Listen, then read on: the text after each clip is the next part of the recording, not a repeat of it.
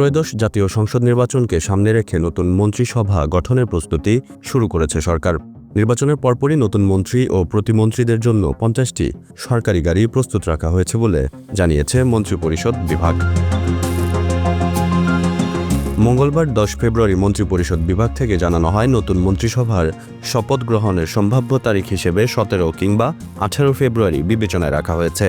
তবে পরিস্থিতি অনুকূলে থাকলে এর আগেও শপথ অনুষ্ঠান হতে পারে বলে সংশ্লিষ্ট সূত্রগুলো জানিয়েছে। মন্ত্রিপরিষদ বিভাগের দায়িত্বশীল কর্মকর্তারা বলেছেন, ৫০টি গাড়ি প্রস্তুত রাখার অর্থ এই নয় যে ঠিক ৫০ জন মন্ত্রী বা প্রতিমন্ত্রী নিয়োগ দেওয়া হচ্ছে। সাধারণত সম্ভাব্য মন্ত্রিসভার সদস্য সংখ্যার চেয়েও বেশি গাড়ি প্রস্তুত রাখা হয়, কারণ অনেক ক্ষেত্রে মন্ত্রী বা প্রতিমন্ত্রীরা ব্যক্তিগত কারণে সরকারি গাড়ি গ্রহণ করেন না।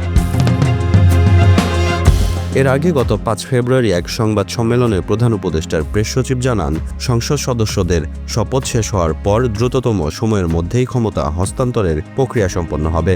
তিনি বলেন, সংসদ সদস্যরা শপথ নেওয়ার ৩ দিনের মধ্যেই সংখ্যাগরিষ্ঠ দলের নেতাকে প্রধানমন্ত্রী হিসেবে শপথ নেওয়ার জন্য আহ্বান জানানো হতে পারে। সে হিসেবে ১৫ বা ১৬ ফেব্রুয়ারির মধ্যেও সরকার গঠনের প্রক্রিয়া সম্পন্ন হওয়ার সম্ভাবনা রয়েছে। তবে প্রেস সচিব স্পষ্ট করে বলেন, শপথ অনুষ্ঠান ১৭ বা ১৮ ফেব্রুয়ারির পরে যাওয়ার সম্ভাবনা কম।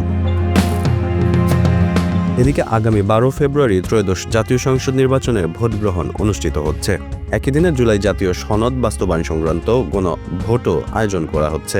নির্বাচন ও গণভোট শেষে দ্রুত রাজনৈতিক প্রক্রিয়া এগিয়ে নেওয়ার অংশ হিসেবেই নতুন মন্ত্রিসভা গঠনের প্রস্তুতি চলছে বলে মনে করছেন বিশ্লেষকরা।